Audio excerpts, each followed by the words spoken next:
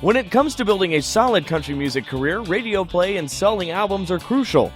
But if you're looking to become the complete entertainment package, you've got to earn a following of fans willing to pay their hard-earned money to watch you play.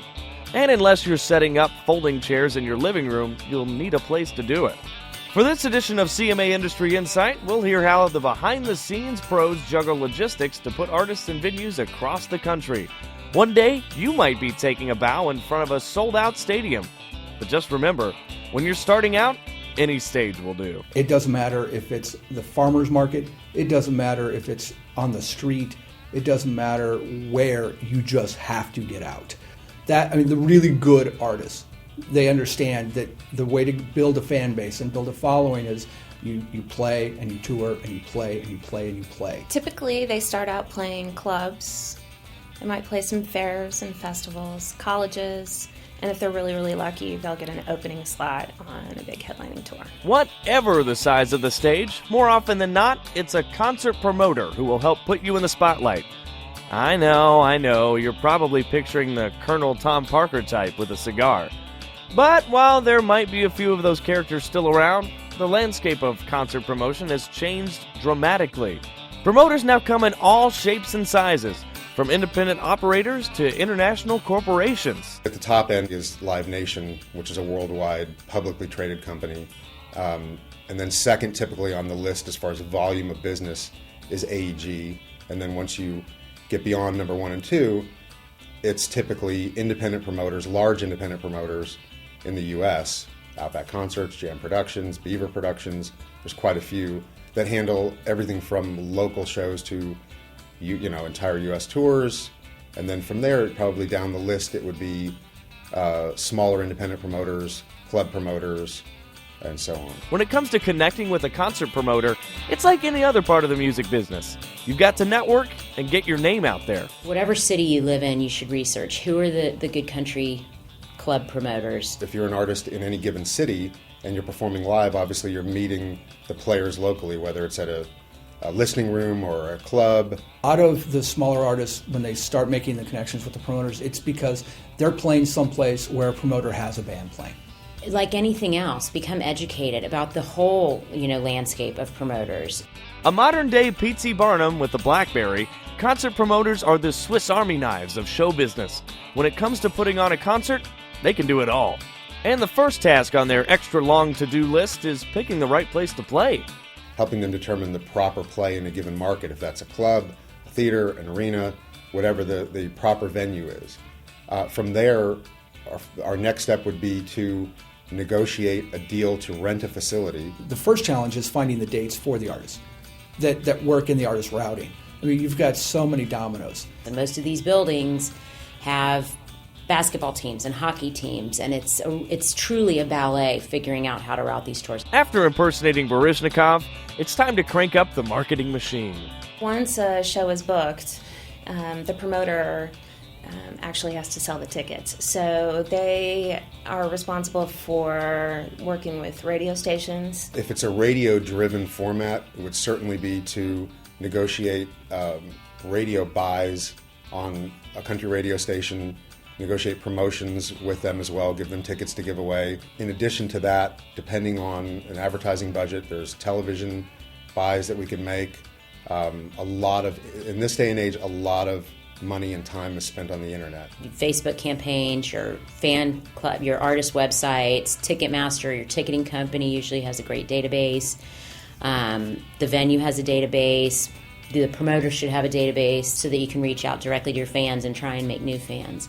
And you figure out ways to just get creative. How do you make more impressions? How do you reach more people? But when it comes to selling tickets, it shouldn't just be the promoter that's asking fans to step right up. In this day and age of social networking, an artist's effort can make all the difference. More than ever now, artists are able to help with marketing because of social networking. They should be engaging their fans, whether that's through internet pre-sales, coming back to us and saying, hey, we have X amount of people in this market. We want to, give them first opportunity to buy tickets, whether that's communicating an on sale through their Twitter account. It is irresponsible to think that an artist can just book a show and be done with it until they take the stage. the expectation is that it is a partnership and that together we will make a show successful. And it's important to remember here, every time a concert promoter takes on a show, they're betting big money on you. And in some cases, they're doing it with their own dough. If you really look at the economics of what we do, it's a ridiculous business to be in. It's the only thing I would ever do and the only thing I've ever done. But yeah, at the end of the day, we are signing on to take on all of the financial risk. And if the show doesn't sell well, we're responsible for 100% of the expenses. End of story. The small guys, it's 100%. It's their money. It's a great way to lose a lot of money really quickly. I mean, just go to Vegas and bet it on red. You got a better shot. Rick Wetzel is local club promoter here. It's his money. So if he loses $4,000 on a club show, he can't pay the mortgage that month. It's, really scary. When it comes to show day, the promoter works in tandem with the venue staff to make sure you have everything you need. Typically, a tour will show up. Let's say they have an 8:30 breakfast. 8:30 they come in. We've already arranged for catering. They have breakfast. 9 o'clock we have a labor call for local labor. The venue has to be there to meet us. The doors have to be unlocked. They have to have some kind of event person there who can help us figure out what's what. We've hired the stagehands to be there, so they'll be there to help pull your stuff off the truck, push it into the venue, and then there are different supervisors who say, okay, this goes there, this goes there, this goes there. There's riggers who hang stuff, bring it up into the sky. Typically, you can expect an artist to show up for an 8 o'clock show, 3, 4, 5 o'clock for a sound check. The headliner will sound check, gets the first sound check so that they can take as much time as they want, and then the poor support act gets, whatever's left over. Their schedule's really tight because they're sound checking last and going on first. And then doors open at 6:30, and shows 7:38. Hopefully, if the promoter has done their job correctly, it should be a smooth day. There shouldn't be any problems. I should be showing up to put out any fires that might occur that day. We've already discussed the day at a glance with the tour in advance, so we have everything prepared for them. So again, they should hopefully show up and there not be any problems. One of the ways a promoter tries to eliminate any unwanted surprises is by negotiating something called a rider. It's a legal negotiation that's about a whole lot more than just getting a bowl full of green M&Ms. There are two portions of a rider. There is the business rider, which is all of the legal agreements between an artist and a promoter. Cancellation terms, what happens if there's an act of God, other insurance, liability, indemnification. So the attorneys speak. That's part of the rider. And then the rest of the rider is really what the artist's expectations are on site. So technical, what kind of equipment they're bringing, what kind of equipment they need when they get there, stage plot, lighting plot, rigging points, crew needs. It also will spell out their specific catering requirements down to the last bag of M&Ms, literally. If it's done well, it makes the day much easier because it outlines, here's what the artist needs to be at their best that day. And once the curtain rises on the show, it's not just the artist who's taking care of business.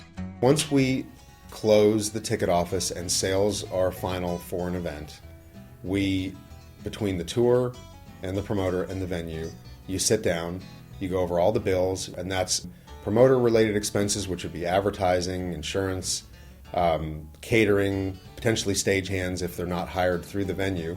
The venue will present all of their expenses, rent and ticketing expenses and staffing and security, and maybe equipment rental from a facility. So you close the ticket office. They'll run a final report of your sales. The venue pays the promoter their share of the gross box office receipts. At that point, the promoter is able to go and do the same thing with the artist. And they're paid that evening. They're either paid by check that night. In a lot of cases in this day and age, we're wiring the money the next business day. But yes, we've agreed on the expenses that night. Everything is financially settled to the penny, and we walk away clean. We've taken care of everything. A hot-button issue these days is the cost of a ticket. When it comes to the price fans pay to see their favorite artists play, the entire industry is keeping the tough economy in mind. Ticket prices are absolutely at the heart of the success of a show, I think. And we're no longer at a time where we can demand that the public pay exorbitant ticket prices and expect them to come out to more than one show every month or every quarter. Keith Urban is really sensitive about his audience and the ticket price, and which is great. You know, he says, I want every single one of my fans to be able to come to the show, so I am going to have a $20 or $25 ticket at every single one of my shows. We're definitely at a price-sensitive time, and we look to artists to realize that and help us make sure that we keep things in line. Ultimately, if you want to take the stage to feel the love of a full house, well, the ball's in your court. As history shows and the pros working behind the scenes know, the artist who goes the extra mile is a safer bet to succeed in a very risky business. It is on you as the artist. Get your website, get your Facebook, have a good headshot, figure out a way to get a good recording of a few songs, and start building your fan base. An artist that has a great handle on their fan base is much more appealing to a buyer and a promoter than an artist who is not involved in communicating with their fan.